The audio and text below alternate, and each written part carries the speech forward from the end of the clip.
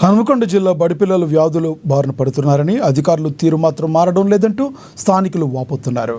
లష్కర్ బజార్ వద్ద ఉన్న మార్పాజీ ప్రభుత్వ ఉన్నత పాఠశాల ఎదుట చెత్తను డంపింగ్ చేయడంతో దుర్వాసన వెదజల్లుతుంది.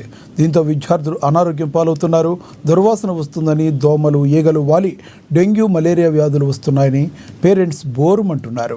స్కూల్ యాజమాన్యం ఎన్నిసార్లు ఫిర్యాదు చేసినా అధికారులు మాత్రం చలనం రావడం లేదని వాపోతున్నారు. స్కూల్ ఎదుట డంపింగ్ చేస్తున్నా అక్కడి నుంచి తీసివేసి హెచ్చరిక బోర్డులు ఏర్పాటు చేయాలని స్థానికులు కోరుతున్నారు. ప్రైమ్ లొకేషన్ మన హన్మకొండ పట్టణంలో ఈ పరిసరాల్లో ఉన్నటువంటి నివాసాల నుంచి కావచ్చు, ఇక్కడ ఉన్నటువంటి చిన్న చిన్న వ్యాపారాలు చేసుకునే వాళ్ళ నుంచి కావచ్చు, ఎక్కువ వ్యర్థ పదార్థాలు ఈ పాఠశాలకు ఒక 10 అడుగుల దూరంలో ఉన్నటువంటి కార్నర్లో డంప్ చేస్తూ ఉన్నారు. అయితే జీడబ్ల్యూఎంసీ వాళ్ళు ప్రతిరోజు క్లీన్ కూడా చేస్తున్నారు. కానీ ఏం చేసినా ఆ పైన అవపడేటువంటి చెత్త తీసుకుపోతున్నారు. కానీ దానివల్ల అక్కడ ఏర్పడేటువంటి బ్యాక్టీరియా అనేది ఎప్పటికీ అక్కడ ఉండటం వల్ల ఈ పరిసరాలు అంతా కూడా కొంచెం బ్యాడ్ స్మెల్ వస్తూ ఉంది.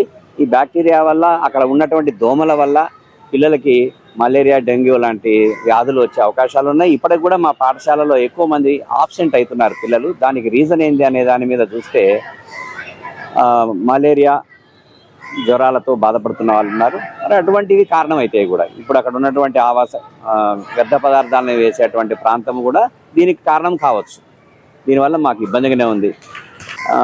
కొద్దిగా జలుబు, జ్వరము లాంటి వాటితో ఒక 100కి 20 నుంచి 25 మంది పిల్లలు ఆబ్సెంట్ అవుతాం.